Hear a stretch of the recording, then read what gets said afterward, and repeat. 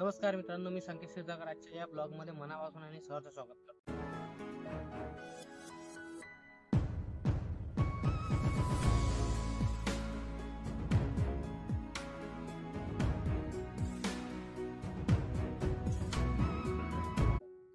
तर 12 ज्योतिर्लिंगाचं दर्शन एकाच ठिकाणी म्हणजेच अरुणेश्वर धाम इथे आपण जाणार आहे.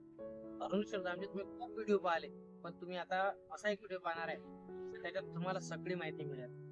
त्याच्यानंतर तिथे कोणी केली, कशी केली, कुठून हे कुठून आणली, पिंड कुठून आणली, सगळ्या गोष्टी तुम्हाला या पाहिल्या.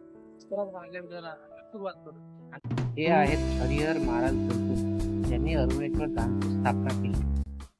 गाभाऱ्यात जाण्यापूर्वी तुम्हाला आंघोळ करावं लागते. गाभाऱ्यात सुद्धा 5 ते 6 फूट पाणी राहते. त्याच्यानंतरच तुम्ही शिवलिंगापर्यंत पोहोचता.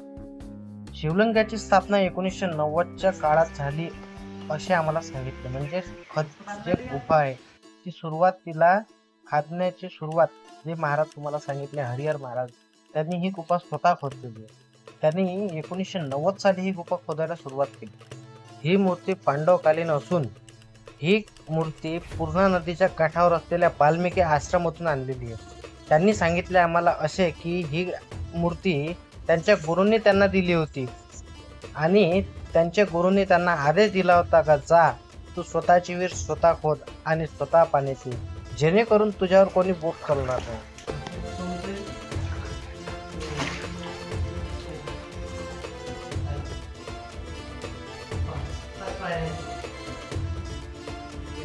आपण आला बघू शकतो तुम्ही मूर्ती पाणी इकडे दाखवा. पाणी इथपर्यंत आहे, जास्त खोल नाहीये, बऱ्यापैकी पाणी आहे.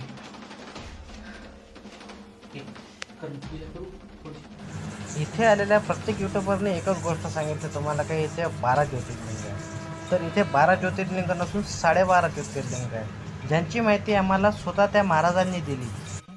ही जी एक मोठी शिवलिंग आहे त्याच्यामध्ये एक छोटीशी शिवलिंग आहे जिचं नाव हनुमंतेश्वर आहे. ही शिवलिंग 2.5 शिवलिंगा मिळून बनलेली आहे. त्यामुळे या ज्योतिर्लिंगाचं दर्शन हे 12 ज्योतिर्लिंग नसून 12.5 ज्योतिर्लिंग आहे अशी आम्हाला माहिती देण्यात आली.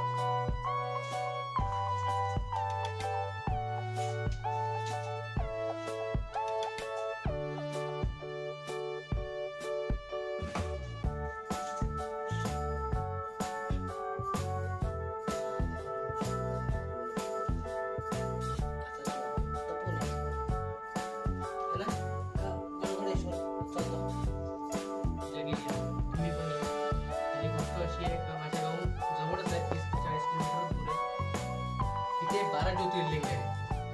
तुम्ही पाहू शकता 12 ही ज्योतिर्लिंगाचं दर्शन एकाच ठिकाणी, त्या दर्शन महादेवाचं दर्शन एकाच ठिकाणी होऊन जातं. त्याकरता तुम्ही पण या व्हिजिट करा म्हणजे दर्शनाला या. म्हणा पिकनिक स्पॉट आहे, चालतो मी नाही, देवाच्या दर्शनासाठी या. पिकनिक पण तुमचं फिरणं पण होते आणि येऊन मजा पण येते. आता आम्ही प्रसाद घेतला आणि नारळ घेतला. नारळ 5 वेळा डोक्यावरून फिरायला लागते. त्याच्यानंतरच मग इथे एक समोर एक धुनी आहे, या धुनीमध्ये टाकून द्यायचं म्हणते. तुमच्या असलेल्या नसलेल्या इच्छा सगळ्या पूर्ण होतात म्हणते. उभं टाकायचं म्हणते असं सरळ.